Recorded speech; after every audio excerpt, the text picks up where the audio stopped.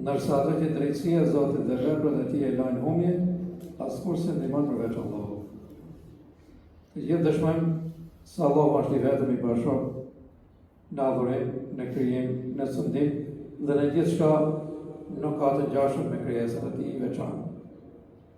Dëshmojmë se pejgamberi Muhammed është robi dhe i dërguar i Zotit, të cilin Allahu na çoi në Kur'an, dalluesi të vërtetës nga shtrembra deri në ditën e gjykimit.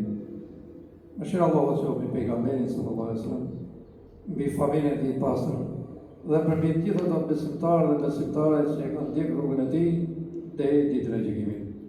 Mëshira Allahu të qoftë edhe për mbi të gjithë dashur. Allahu na falënderoj që na bashkoi në këtë ditë xhumaje.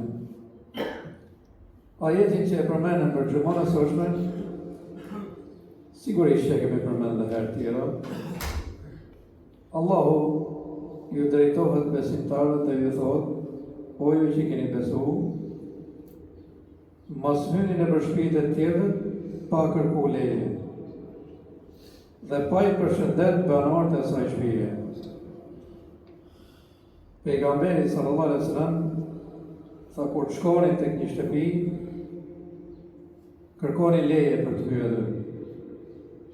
Po herën e parë tha jepni selamin. Sigurisht që kemi të bëjmë me rregulla të larta morale.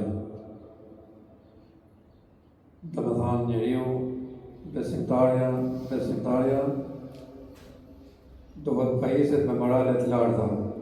Jo vetëm këto, na ka mësuar Allahu xhallahu, na ka treguar pejgamberi sallallahu alaihi wasallam si të hapur ushqimin, si të ulemi, si të ngrihemi, si të flejmë, si të qeshim, si të sillemi me mikun, me shokun, me komshiun, kudo, në rrugë, në punë, kudo.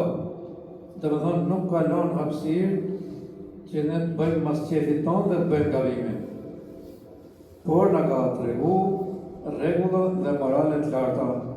Ai që i zbaton sigurisht do të ketë hajër të madh tek Allahu xhallahu për shkak se zbaton ato që tha pejgamberi sallallahu alaihi wasallam.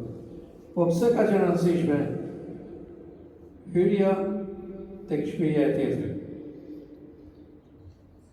Vallahi ne shohim që mas zbatimi këtyre rregullave ka sjellë pasojë të rënda në shoqëri. Apo thuaj se 99% e njerëzve nuk flasin me njëri tjetrin vetëm për këtë shkak. Ne delsim shpejt vetë, as për njëri, natën, ditën, kur të dojë.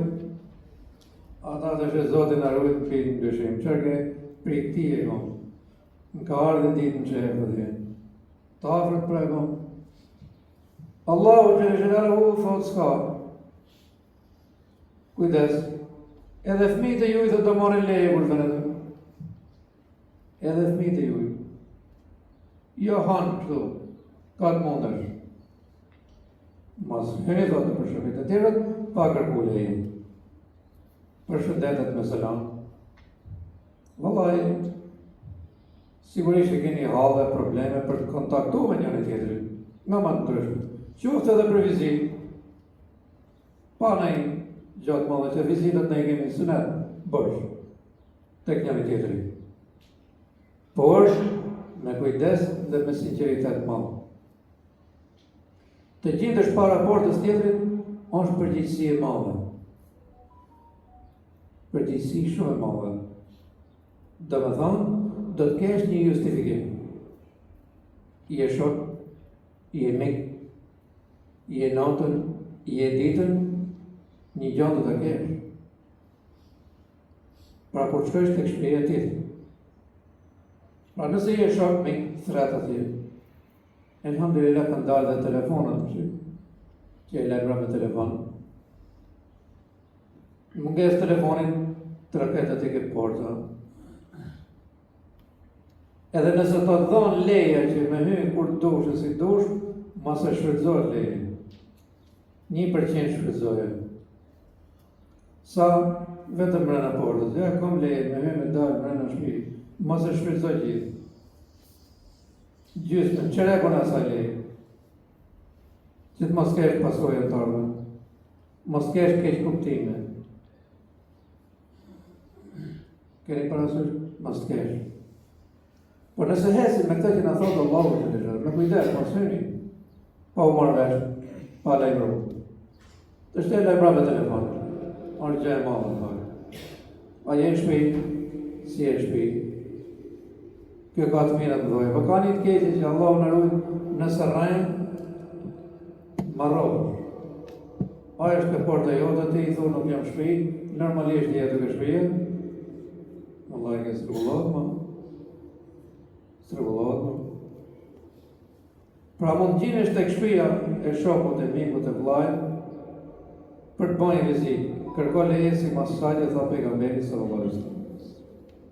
Lajmëroje, theve, i jepi selam, edhe je konform gjitha rregullat. Nëse je atje për të kryer punë, shohim që s'është bashkëshortje, ti duhet me pas kujdes. Në qoftë se është veç i grua në shtëpi, mos heve. E kisha të hapur të vorë. Pejgamberi sallallahu alaihi wasallam tha, mos u vetmas me nosën e vllajt. Pse i tha ja Resulullah? Tha, as i vdekje, tha. S'ka si lloj tolerance. Dhe nuk ka burr dhe gru që kanë drejtën e martesës me njëri tjetrin e mos tjetë shejtani i tretë. Po, mos flasim për gjëra të tjera, mos vetëm. Kam lani punë për të bërë se di, merr masa, ruaj vetën, ruaj dhe atë. Pasojët më tjetë shumë të qije, shumë të rëndë, parë u dhoshë. Unë o vlezën për qojtë shumë si me i familje. Edhe vazhdojmë. Edhe si shë takuva si herë ma të zotin e shpizë. A duke porta njështë, mrena portës. Edhe i ti, qëllojnë prej herës. Ai duke dalë, unë duke vinë. Ju betohëm, zotin. Imaginoni po ju pyesi unë, çfarë të thoshe nëse s'ke justifikim? Nëse s'ke arsye për të qenë ka ajo portë, çfarë do të thosh? Ai që vllajë, që mos e kisha as vlla, as shok, as mik, as komshi. Larg e kishte. 5-6 kilometra larg. Çfarë do të thosh? Ai e hap nga mrena, unë nga jashtë. Selam aleikum, si u dhe, mirë, faleminderit, edhe ju mirë. Që po e lejnë pakët, për gurën e qomshit të. Si mund të marrësh guximin të shti, e të shkësh ki shpreja ujë? A imaginoni? Si mund të justifikosh nëse s'ke diçka? Po them, edhe ka i që e ke vllavët që një, derë, do të kesh i justifikim. Pa deshe me i shpëtu të keqës. Apo pa deshe me i shpëtu dhe asaj që mund të ketë bëhë dikush tjetër, edhe Zotin e rujtë që e pagodin. A kërkojmë që në vetë ta të t'jesh i regu. Këto mos të tolerojnë. Ja. Mos të